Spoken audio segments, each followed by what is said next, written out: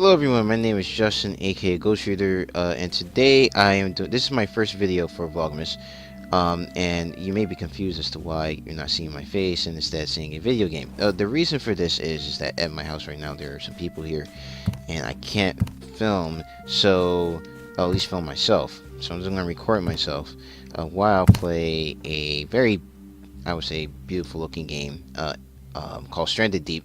Basically, just trying to survive in the Pacific by using resources found on various islands out there. But um, I'm basically going to talk about in this video what I did in November and what I did in November and also what I plan to read in December. So in November, I participated, as most of you know, in NanoWriMo and also I made my series, WW1 Series. And so let's talk about my WW1 Series. So my WW1 Series was my consumed like the first 11 days of November. And it was a lot of hard work. I actually been researching the info for that since the start of September. That's when I really sat down, got committed to when I thought would really be able to pull it off. I actually started sitting down doing a lot of research for it. And thankfully I pulled it off and you guys liked it very much. So I consider that to be a success. And if you want to see more content like that, let me know down in the comment sections below. And if you have any topics you think would be interesting for me to do, you can also leave that down in the comments. It probably won't be a regular thing because it does require so much research to do and so much post editing work to pull off. Each one of those videos is about 3 to 4 hours of like filming and editing, so it's a lot of work. But I'm really glad that you like those videos. That really warms my heart. But also that took away time from my NanoWriMo project, and so for my Nano project, I did what I did last year, which basically I didn't have a plan. I just had a vague idea what I wanted to do, and I sat down and tried to write a story. Now last year, it worked. I sat down and I got 50,000 words of something that was coherent. This year, not so much. I'm actually in my Nano document have 5 different stories, 2 short stories and 3 basically false starts on the story. Not a complete waste because on one of them I can use elements from that for to put into my Nano from last year. One of them is a complete like dumpster fire, won't ever see the light of day in any type of form. Another one could be a whole project on its own if I do a little bit more thinking and planning. And the short stories, I'm definitely going to go back to and rewrite and see if I want to do something with those. And those actually short stories are genre are basically based on genre horror. Well, they're in the horror genre. And first time writing something like that, but I think if I go back and edit them and really rework them, rewrite them over again, I may have something there. Who knows? But yeah, so that was my Nano. I was behind because I spent so much time working on my WW1 series that it really cut into my time for my Nano project, so I was really behind. And then during the month of November, like afterwards, I finished my WW1 series. I didn't want to do much of anything. So towards the end there, I pulled out an 8,000, almost 9,000 word day of writing. And the very last day actually ended up being, well, I get serious for some reason now. And that last day actually ended up being 6,000 or 7,000 word day. So I did a lot of writing in the month of November. Got over the 50,000 words. Glad that I won. Also glad that it's over and I can have some more free time. But I also got some reading done in the month. Somehow I actually ended up reading 4 books in the month. 3 of them were audiobooks, and 1 was a graphic novel. So for the audiobooks, one audiobook that I read was The Spy and the Traitor by Ben McIntyre, and I read this for the Potamus Discord uh, book club. We picked this book, and basically it's about a KGB spy that turns double agent and begins working for MI6. He gets found out by the KGB and then has to execute an escape from the Soviet Union, basically back to English to his MI6 handlers. A very good story, looking at a KGB agent, what motivated him to turn against his comrades, against the Soviet Union, and also you're on the edge of your seat the whole time you're trying to, the whole time you're reading about his escape, because one misstep in the escape plan, and basically he never leaves the Soviet Union, and basically um, would end up probably with a bullet in his head. So it's basically on the edge of your seat read towards the end there, where he's trying to escape from the Soviet Union. Very, very good book. Highly recommended if you like true story. It's almost a true story thriller in a way, but very good read. And a lot of the information that he gave actually helped out the United States a lot in forms of diplomacy with the Soviet Union, and also in strategic matters as well. Um, Another book that I read was God in the Quran by Jack Miles. I heard about this book, I forget where, but I liked the premise of it, and the premise of it was basically looking at um, Allah in the Quran as a literary character, simply as a literary character, and comparing him to God in the Christian and Jewish tradition, also as literary characters as well.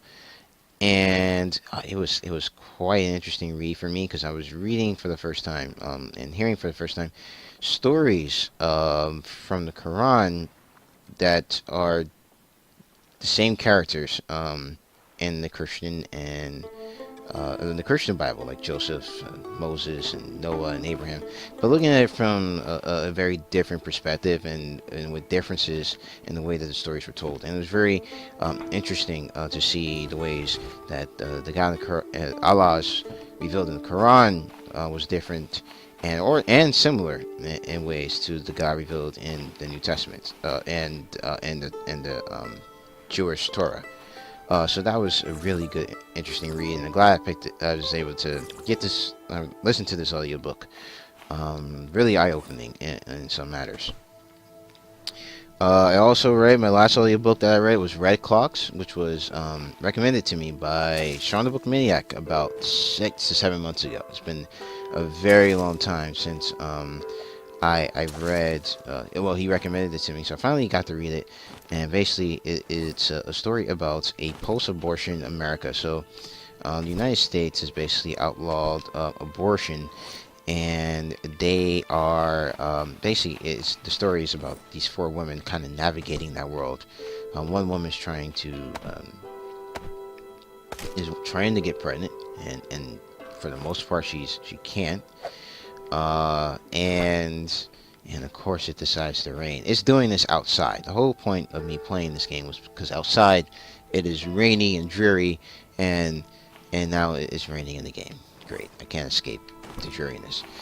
But in any case, basically, I just stepped on the poisonous starfish. Ah! Alright, so basically the story in Red Clocks, basically you are seeing the lives of four women. One is a woman trying to give birth or trying to conceive a child, and she can't. For the most part, she's been not having success for most of the story. You have a teenage girl who gets pregnant and doesn't want to bring the pregnancy to term, which of course is a problem because she lives in a country where it's illegal to do that. You have a mother of three who is looking at her marriage and is trying to figure out if this is something that she should stay in. And another woman who basically she's considered the witch of the town.